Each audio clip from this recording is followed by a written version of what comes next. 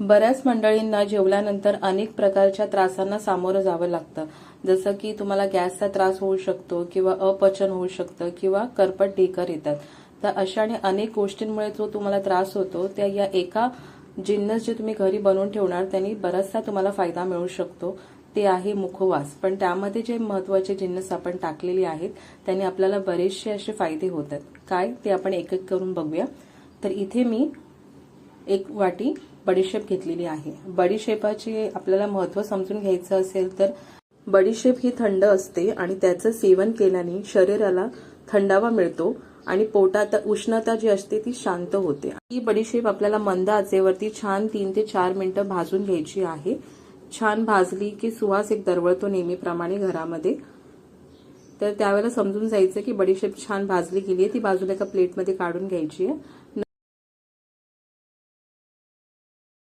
नंतर 1 वाटी आपण इथे अळशी घेतलेली आहे. ती अळशी पण मंद आचेवरती छान आपल्याला भाजून घ्यायची आहे. आता याचं महत्त्व समजून घ्यायचं आहे. अळशी ही भरपूर फायदेशीर आहे, स्पेशली बायकांसाठी. त्याच्यामध्ये भरपूर प्रमाणात ओमेगा 3 फॅटी ऍसिड असते, भरपूर प्रमाणात प्रोटीन आणि ज्यांना मधुमेह आहे त्यांना हे खूप गुणकारी आहे अळशी. आणि ज्यांना हृदयविकारांचा पण जे काही त्रास होत असेल त्यांच्यासाठी पण अळशी खूप फायदेशीर आहे. तर जशी तडतडते ही अळशी त्यावेळेला आपल्याला ही बाजूला प्लेटमध्ये काढून घ्यायची आहे. नंतर आपल्याला 1 वाटी पांढरे तीळ घ्यायचे आहेत. आता हे तीळ पण छान आपल्याला भाजायचे 2 ते 3 मिनिटं. आता ह्याचं महत्त्व समजून घ्यायचंय तर रोगप्रतिकार शक्ती सुधारण्यासाठी हे तीळ खूप फायदेशीर आहे. इथे आपण अनपॉलिश्ड तीळ वापरलेले आहेत. तर दातांना मजबूत ठेवण्यासाठी पण तिळाचा हा खूप उपयोग आहे. हिरडे निरोगी राहतात सफेद तीळ खाल्ल्याने. तर हे पण छान आपल्याला खरपूस भाजून घ्यायचं आहे. लक्षात ठेवा आपल्याला कोणतंही जिन्नस जे वापरलेले आहे ते हाय फ्लेम वरती भाजायचं नाही आहे. ते ओतून घेतल्यानंतर प्लेटमध्ये आपण टाकलेले आहे 1 वाटीपेक्षा थोडं कमी ओवा टाकलेला आहे. ओव्याबद्दल फार काय सांगायची गरज नाही, कारण प्रत्येक गृहिणीला त्याचा हा फायदा माहितीच असतो. तर त्यामध्ये आपण 1 चमचा जिरे टाकलेले आहेत आणि हे दोन्ही एकत्र छान खरपूस भाजून घ्यायचं आहे. तर ओव्याचं महत्त्व हे आहे की हे प्रभावी आहे कोणत्या गोष्टीसाठी, अँटी कफ एजंट म्हणून खूप काम करते छान प्रकारे आणि खोकल्यापासून त्वरित आराम मिळतो ओव्याचा समावेश केला तुम्ही तर. ओव्यामध्ये तर एवढी पॉवर आहे की तुम्हाला जर पोटात दुखत असेल तर तुम्ही तो ओवा चावून खाऊ शकता. त्याचेही बरेचसे फायदे आहेत. तर ते छान खरपूस भाजून झाल्यानंतर आपल्याला कढईमध्ये धना डाळ घ्यायची आहे. धना डाळ सहज उपलब्ध असतात मार्केटमध्ये, ते घेऊन यायचं आहे. आणि इथे आपण जे प्रमाण घेतले ते समप्रमाण सगळं घेतलेलं आहे. तर शक्यतो धना डाळ जे बाहेरून मिळते ती भाजलेलीच असते. तर आपल्याला फक्त ही गरम करून घ्यायची आहे 2 ते 3 मिनिटं. आता हे भाजून झाल्यानंतर आपण ज्या प्लेटमध्ये सगळं काढलेलं होते बाकीचे, त्यामध्येच आपल्याला ही डाळ पण ओतायची आहे आणि सर्व एकत्र मिक्स करून घ्यायचं आहे, एकजीव करून घ्यायचं आहे. आता हे करताना माझं एक राहून गेलेलं जिऱ्याचं महत्त्व सांगणं. तर पचनाला चालना देण्यासाठी जिऱ्याचा वापर केला जातो. त्यामुळे अन्न लवकर पचते आणि जिऱ्यामध्ये भरपूर प्रमाणात व्हिटॅमिन ए आणि व्हिटॅमिन सी आहे. त्यामुळे दाह विरोध गुणधर्म असतात त्याच्यामध्ये. तर नक्की ते टाकायला विसरू नका तुमच्या कुवासमध्ये.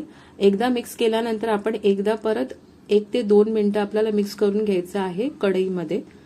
तर सर्व आपण एकदा ट्रान्सफर करूया कढईमध्ये हळूवारपणे आणि लो फ्लेमवरती एकदा मिक्स करूया. आता हे मिक्स करताना काही जण ह्यावरती पाण्याचे शिंतोडे टाकतात किंवा हळदीचं पाणी पण ह्यावरती टाकतात. आपण तसं काहीच करणार नाही आहोत. वरून आपण फक्त अर्धा चमचा काळे मीठ किंवा सेंधव मीठ तुमच्याकडे जे असेल अवेलेबल ते टाकायचं आहे आणि मिक्स करून घ्यायचं आहे. एकदा मिक्स केल्यानंतर आपल्याला फार काही वेळ जास्त वेळ ठेवायचं नाहीये गॅसवरती. मिक्स झाल्यानंतर लगेच आपल्याला गॅस बंद करायचा आहे आणि प्लेटमध्ये काढून घ्यायचं आहे. हे पहा, आता हे एकदा फायनल मिक्स केल्यानंतर त्याला ती क्रंचीनेस येते त्या मुखवासाला. तर आपण एकदा सगळं मिक्स झाल्यानंतर एका प्लेटमध्ये काढून घेणार आहोत. काढून घेतल्यानंतर आपल्याला हे थंड करून घ्यायचं आहे. गरम गरम आपल्याला बाटलीमध्ये भरायचं नाही आहे. गरम गरम भरल्यानंतर ते काही तासातच ते सॉगी होतं, नरम पडतं. त्यामुळे आपल्याला थंड करूनच हे टाकायचं आहे. शेवटला मी इथे खडीसाखर टाकलेली आहे अर्धी वाटी. हे ऑप्शनल आहे, तुम्हाला टाकायचं आहे तर तुम्ही चव वाढवण्यासाठी खडीसाखर टाकू शकता, पण नाही टाकलं तरीही चालेल. पण मी इथे टाकलेली आहे कारण का लहान मुलं आहेत माझ्याकडे आणि ते कंटाळा करतील आणि म्हणून चव येण्यासाठी मी खडीसाखर ह्यामध्ये टाकलेली आहे.